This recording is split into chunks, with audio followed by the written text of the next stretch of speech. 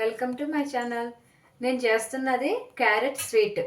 ముందుగా క్యారెట్ని క్లీన్ చేసుకొని దాన్ని పీల్ చేసుకొని ఇలా సర్కిల్లా కట్ చేసుకోవాలి.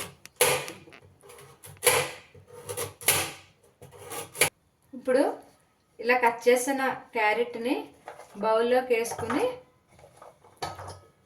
వాటర్ పోసుకొని బాయిల్ చేసుకోవాలి. ఇప్పుడు కట్ చేసిన క్యారెట్ పీసెస్ని బౌల్లోకి తీసుకున్నాను. వాటర్ పోసుకొని బాయిల్ చేసుకోవాలి. ఇప్పుడు ఇలా బాయిల్ చేసుకుందాం. ఇది ఇప్పుడు ఇలా కట్ చేస్తే ఆఫ్ అవ్వాలి. అవుతే ఉడికినట్టు ఆఫ్ అయింది, ఉడికింది. ఇప్పుడు ఇది చల్లారేక మిక్సీ చేసుకుందాం. ఇప్పుడు బాయిల్ చేసిన క్యారెట్ పీసెస్ జార్లోకి వేసుకుందాం. ఇప్పుడు 1 కప్ షుగర్ వేసుకోవాలి. అలాగే 1/2 కప్ కార్న్ ఫ్లోర్ వేసుకోవాలి. ఇప్పుడు దీన్ని మిక్స్ చేసుకుందాం. బాయిల్ చేసిన వాటర్ ఉంది కదా, అది వేసుకుని గ్రైండర్ చేసుకోవాలి. 1 డ్రాప్ వెనిలా ఎసెన్స్ వేసుకుందాం. ఇప్పుడు ఈ క్యారెట్ పేస్ట్ని ఇలా ప్యాన్లో వేసుకుందాం. స్టవ్ వెలిగించుకుందాం. సిమ్లో పెట్టుకుని కలుపుకుంటూ ఉండాలి.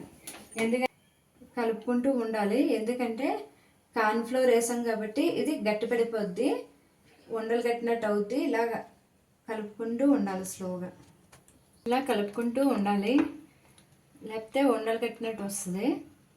ఒక్కొక్కసారి క్యారెట్ తీయగా ఉంటుంది కాబట్టి షుగర్ సరిపోద్ది.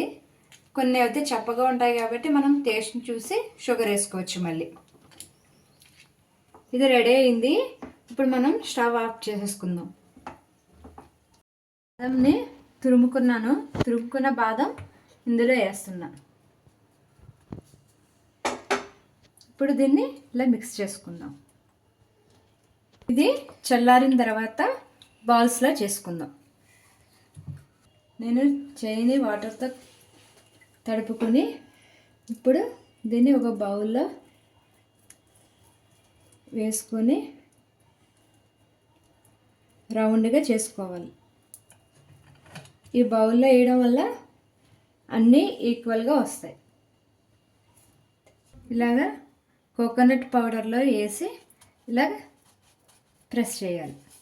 మళ్ళీ టర్న్ చేసి ప్రెస్ చేయాలి. అంతే అండి, క్యారెట్ స్వీట్ రెడీ అయింది. మీరు కూడా ట్రై చేయండి. ట్రై చేసి చూసి ఎలా ఉందో కామెంట్ బాక్స్లో పెట్టండి. నా ఛానల్ నచ్చితే మీకు లైక్ చేయండి, షేర్ చేయండి, సబ్స్క్రైబ్ చేయండి.